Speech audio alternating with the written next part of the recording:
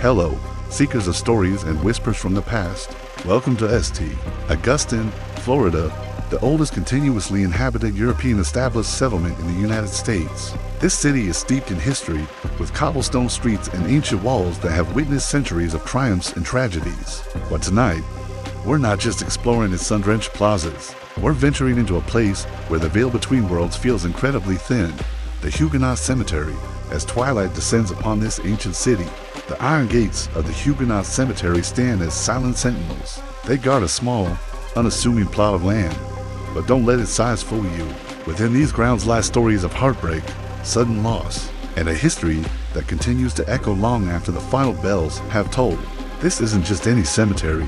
It's the final resting place for many victims of a devastating yellow fever epidemic, and for many, it's considered one of the most paranormally active sites in St. Augustine. Are you ready to step inside and listen to the tales of those who rest here? Let's go. To understand the cemetery, we must first understand its name. The Huguenots were French Protestants who faced intense persecution in Catholic France. Many fled to the New World seeking religious freedom. In 1564, a group of them established Fort Caroline, near modern-day Jacksonville. However, their dream of a new life was brutally cut short. In 1565, Spanish forces, led by Pedro Menendez de Aveles, attacked the fort and executed most of the Huguenots. It was a dark chapter in Florida's early history, so you might think the cemetery was established for those early settlers. But here is the first twist in our story. The Huguenot Cemetery has no direct connection to those 16th century French colonists. It was actually established much later, in 1821. The name is more of a historical nod, perhaps a misnomer, that stuck over time. The land was purchased by a Protestant congregation, and since the city was predominantly Catholic, the name Huguenot might have been used to simply denote it as a non-Catholic burial ground. The real story of this cemetery begins with a terrifying plague, yellow fever. In 1821, a severe epidemic swept through St. Augustine. The existing cemeteries were either full or designated for Catholic burials, leaving the city's Protestant population with nowhere to lay their loved ones to rest. The situation was desperate, so the new burial ground was consecrated, and it quickly began to fill. The first burial was that of a man named John Stickney. Many more would follow. Young and old, residents and visitors, the fever showed no mercy. This ground became a place of immense grief, a testament to a city grappling with an invisible enemy. Imagine the scene, a small, humid coastal town in the early 19th century. Medical knowledge was limited. The air was thick with fear and the constant ringing of funeral bells. Families were torn apart in a matter of days. This profound sorrow is what many believe has saturated the very soil of the Huguenot Cemetery, creating an environment where the echoes of the past are said to linger powerfully. It's not a place of ancient battles, but of quiet, personal tragedy repeated over and over again. Over the years, as you walk among the weathered headstones, you'll notice many of the inscriptions have faded, worn away by time and salty air, but the stories they represent have not. One of the most prominent spirits said to haunt these grounds is that of a man known simply as Judge John B. Stickney. He wasn't the first person buried here, but he was a prominent local figure, a respected judge. Visitors and paranormal investigators have reported seeing a full-bodied apparition of a man in judicial robes, pacing solemnly among the graves, as if still contemplating a difficult case or watching over the other souls at rest. Some have even claimed to capture his figure in photographs, a shadowy form against the ancient oaks. But perhaps the most heartbreaking tales are those of the children. So many young lives were claimed by the yellow fever epidemic. Visitors often report hearing the distinct sounds of children playing or laughing softly near the graves of the little ones. It's a chilling, yet poignant experience. One of the most frequently reported apparitions is that of a young girl in a simple dress. She is often seen darting between the tombstones, playing the game of hide and seek with unseen friends. People who have encountered her say they don't feel a sense of fear, but rather an overwhelming sadness for a childhood cut so tragically short. Some even leave small toys or marbles on the children's graves as a sign of remembrance.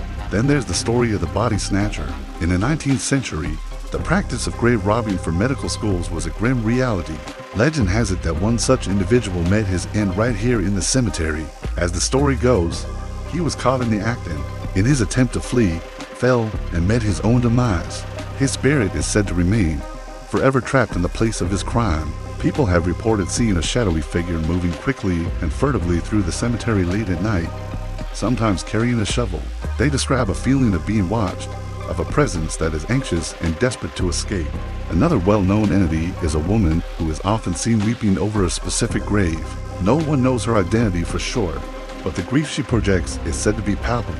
Those who have witnessed her apparition describe a feeling of profound sorrow washing over them, an empathy so strong it can bring tears to their own eyes. She appears, mourns for a few moments, and then vanishes as quickly as she came, a perpetual sentinel of loss. These stories aren't just modern-day campfire tales. Reports of strange phenomena at the Huguenot Cemetery go back decades. Local residents have long traded stories of disembodied voices carried on the night wind, of gates creaking open and shut on their own, and of cold spots that appear even on the warmest Florida nights. Paranormal investigation teams who have studied the site have captured numerous electronic voice phenomena, or EVPs. They've recorded fate whispers that, when analyzed, seem to say names, dates, or simple phrases like "help me" or "I'm cold." The cemetery was officially closed to new burials in 1884. Since then, it has been preserved as a historical site. The tangled branches of the live oaks, draped in Spanish moss, create a canopy that seems to hold the history within. The air is still, and the sounds of the bustling city outside seem to fade away once you step through the gates. Whether you believe in ghosts or not, you cannot deny the powerful atmosphere of this place. It's a tangible connection to the past, a memorial to the hundreds of souls who found their final rest here during one of St. Augustine's darkest times. Every tombstone, from the simple, eroded markers to the more elaborate monuments, tells a story of a life lived and lost. Standing here, you can't help but reflect on the fragility of life and the resilience of the human spirit. The tales of hauntings, in a way, keep the memory of these individuals alive. The judge, the children, the grieving woman, they are no longer just names on a stone, but characters in the ongoing story of St. Augustine. They remind us that history is not just about dates and events, but about people. So, the next time you visit St. Augustine, take a moment to stand before the gates of the Huguenot Cemetery. Look beyond the legends and see it for what it is, a sacred space, a historical treasure, and a poignant reminder of the city's past. Listen closely. You might just hear the whispers of history on the breeze. Thank you so much for joining me on this journey into the shadows of St. Augustine. If you enjoyed this exploration of history and mystery, please give this video a thumbs up and subscribe to the channel. For more adventures into the unknown, hit that notification bell so you don't miss our next story. Until next time, stay curious.